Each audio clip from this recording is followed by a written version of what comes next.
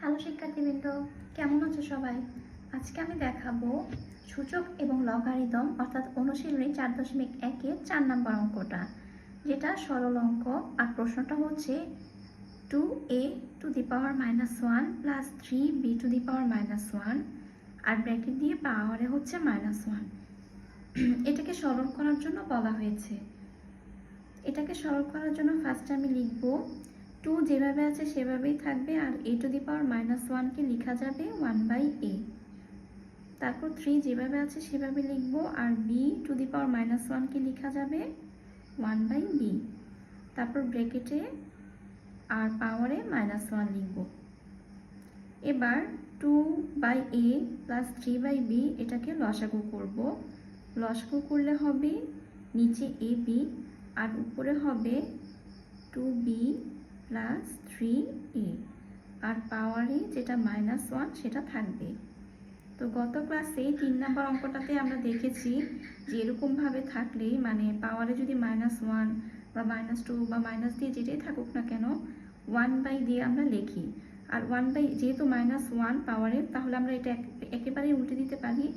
উল্টে দিলে উপরে চলে যাবে ab আর নিচে হবে 2b প্লাস 3a। আর এটাই হচ্ছে আমার 4 নম্বর অঙ্কের অ্যান্সার। এখন দেখব হচ্ছে 5 নম্বর ম্যাথটা।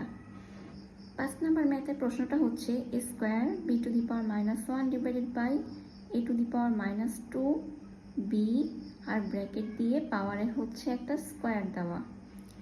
তো এখন এটাকে সরল করতে হবে। এটাকে সরল করার জন্য ফার্স্টে a স্কোয়ার যেভাবে আছে সেভাবে থাকবে, আর b⁻−1 এটাকে লেখা যাবে 1/b, আর নিচে a⁻−2 এটাকে লেখা যাবে 1/a স্কোয়ার, আর b যেভাবে আছে সেভাবেই থাকবে, আর বাহিরে স্কোয়ার। এবার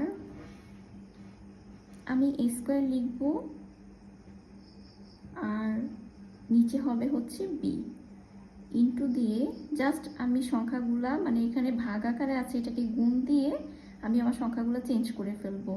আর এখানে যেহেতু স্কোয়ার নিচে, আর গুণ দিলে এটা উপরে চলে যাবে, অর্থাৎ হর লবে এবং লব হরে। এভাবে লেখার পর আর বাহিরে যেটা পাওয়ারে আছে সেটা থাকবে। তারপর a স্কোয়ার এবং a স্কোয়ার, তা আমরা তো জানি বেস একই রকম হলে আর ইন্টু থাকলে পাওয়ারগুলো যোগ হয়ে যায়, অর্থাৎ 2 + 2।